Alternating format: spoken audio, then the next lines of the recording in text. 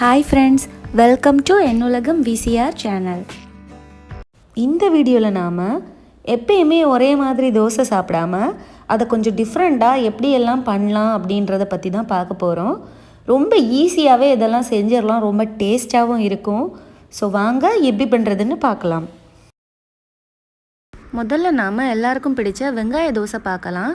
அதுக்கு எப்பயும் போல் தோசைக்கல்ல எண்ணெய் தடவிக்கோங்க. எண்ணெய் தடவின அப்புறமா தோசை நம்ம எப்பயும் ஊற்றுறது போல் ஊற்றிக்கலாம். அப்புறமா இதில் ஒரு மீடியம் சைஸ் வெங்காயத்தை கட் பண்ணி இந்த மாதிரி சேர்த்துக்கலாம். பாருங்கள், உங்களுக்கு இதை விட கம்மியாக வேணும்னா நீங்கள் குட்டி குட்டியாக இன்னும் கொஞ்சம் கட் பண்ணிக்கலாம். நான் இந்த சைஸ்லேயே சேர்க்குறேன். இதில் கொஞ்சமாக கொத்தமல்லி இலை மட்டும் சேர்த்துக்கிறேன். இதில் கொஞ்சமாக நெய் சேர்த்துக்கலாம். ரொம்ப அதிகமாக சேர்த்தாலும் நல்லா இருக்காது, அதனால் அளவாக ஒரு அரை டீஸ்பூன் அளவுக்கு சேர்த்துக்கலாம்.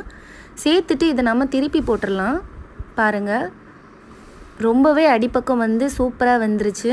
ஸ்டவ் மீடியம் ஃப்ளேம்லேயே இருக்கட்டும், இல்லைன்னா நம்ம வெங்காயம்லாம் ரொம்பவே கருகின மாதிரி ஆகிரும். தோசையும் ரொம்ப கருகி போயிடும். இப்போ நம்மளோட வெங்காய தோசை சூப்பராக ரெடி ஆகிடுச்சு. அடுத்தது நாம் வெஜிடபிள் ஊத்தாப்பம் பார்க்கலாம். அதுக்கு எப்பயும் போல் தோசைக்கல்ல எண்ணெய் தடவின அப்புறமா மாவு ஊற்றிக்கலாம். மாவு ரொம்ப அதிகமாக சேர்த்துற வேண்டாம். தோசைக்கு நம்ம எப்பயுமே ஒரு 1.5 கரண்டி மாவு சேர்த்தா தான் கரெக்டாக இருக்கும். இதில் இப்போ நாம் வெங்காயத்தை குட்டி குட்டியாக கட் பண்ணி சேர்த்துக்கலாம். சேர்த்ததுக்கப்புறமா இதில் ஒரு மீடியம் சைஸ் கேரட்டை துருவி சேர்த்துக்கிறேன். நம்ம கட் பண்ணி சேர்த்தா ரொம்ப வேகாது, அதனால துருவி சேர்த்துக்கலாம். அப்புறமா இதில் கொஞ்சமாக கொத்தமல்லி இலை சேர்த்துக்கலாம். சேர்த்துட்டு கொஞ்சமாக நம்ம இட்லி பொடி இருக்குல்ல, அது சேர்த்துக்கலாம். உங்களுக்கு இது வேண்டான்னா நீங்கள் சேர்த்துக்க வேண்டாம், ஆனால் அது சேர்த்தா கொஞ்சம் நல்லாயிருக்கும். அப்புறமா இதில் கொஞ்சமாக நெய் சேர்த்துக்கலாம். சேர்த்துட்டு இது அடிப்பக்கம் நல்லா வெந்ததும் இதை திருப்பி போட்டுடலாம். அந்த கேரட்டு வெங்காயம்லாம் நல்லா வேகட்டும். மீடியம் ஃப்ளேம்லேயே வச்சு இதை வேக வச்சு எடுத்துடலாம். பாருங்கள் எவ்வளோ சூப்பராக ரெடி ஆகிருக்குன்னு. இது ரொம்பவே டேஸ்ட்டாக இருக்கும், ரொம்ப ஹெல்த்தியும் கூட. குழந்தைங்களுக்கு இது மாதிரி செஞ்சு கொடுத்தா ரொம்ப விரும்பி சாப்பிடுவாங்க. அடுத்தது நாம் எண்ணெய் தடவிக்கலாம். இப்போ நாம் செய்ய போகிறது முட்டை தோசை. இது ரொம்ப ஈஸியாக செஞ்சிடலாம். ஃபஸ்ட்டு மாவு ஊற்றிக்கலாம். மாவு ஊற்றின அப்புறமா ஒரு முட்டையை உடச்சி ஊற்றிக்கலாம். முட்டையோட தோடு விழாமல் பார்த்துக்கோங்க. அப்புறமா இதில் மிளகுத்தூள் கொஞ்சமாக சேர்த்துக்கலாம். சேர்த்துட்டு இதில் கொஞ்சமாக நாம் நெய் சேர்த்துக்கலாம். நெய் அப்படி இல்லைன்னா நம்ம தேங்காய் எண்ணெய் கூட சேர்த்துக்கலாம். ரொம்ப டேஸ்ட்டாக இருக்கும், ரொம்ப மணமாகவும் இருக்கும்.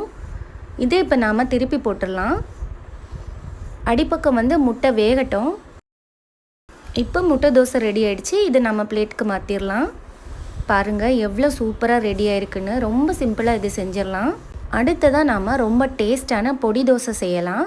அதுக்கு எண்ணெய் தடவின அப்புறமா மாவு சேர்த்துக்கோங்க. மாவு சேர்த்துட்டு இதில் நீங்கள் வெங்காயம் சேர்த்து அதுக்கப்புறமா இந்த மாதிரி பொடி கூட தூவலாம். ஆனால் நான் ப்ளெயினாக பொடி மட்டும்தான் சேர்த்துருக்கேன். இது வீட்டிலையே செஞ்ச பொடி தான், ரொம்ப டேஸ்ட்டாக இருக்கும். நிறைய பொடி சேர்த்தா தான் இதோட டேஸ்ட் ரொம்ப நல்லா இருக்கும். சேர்த்த அப்புறமா ஒரு டேபிள் ஸ்பூன் அளவுக்கு நெய் சேர்த்துக்கலாம். இதில் நெய் சேர்த்தா தான் ரொம்ப கிறிஸ்பியாக சூப்பராகவும் இருக்கும்.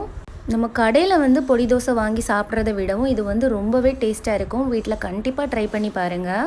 இதை இப்போ நாம் திருப்பி போட்டுடலாம். நார்மலாக தோசை சாப்பிடாதவங்க கூட இந்த மாதிரி நீங்கள் ஆனியன் தோசை, அப்புறமா ஊத்தப்பம், அப்புறமா இந்த மாதிரி பொடி தோசைலாம் செஞ்சு கொடுத்தீங்கன்னா ரொம்ப விரும்பி சாப்பிடுவாங்க. இது கூட சைட் டிஷ்க்கு நீங்கள் சட்னி, சாம்பார், தக்காளி சட்னி, கார சட்னி, புதினா சட்னி எது வேணால் வச்சு சாப்பிட்லாம். ரொம்ப டேஸ்ட்டாக இருக்கும். இந்த ரெசிபீஸை நீங்களும் வீட்டில் ட்ரை பண்ணி பாருங்கள். ட்ரை பண்ணி பார்த்துட்டு எப்படி இருந்துன்னு கமெண்ட் பாக்ஸில் சொல்லுங்கள். இந்த ரெசிபி உங்களுக்கு பிடிச்சிருந்தா இந்த வீடியோக்கு ஒரு லைக் போட்டுருங்க.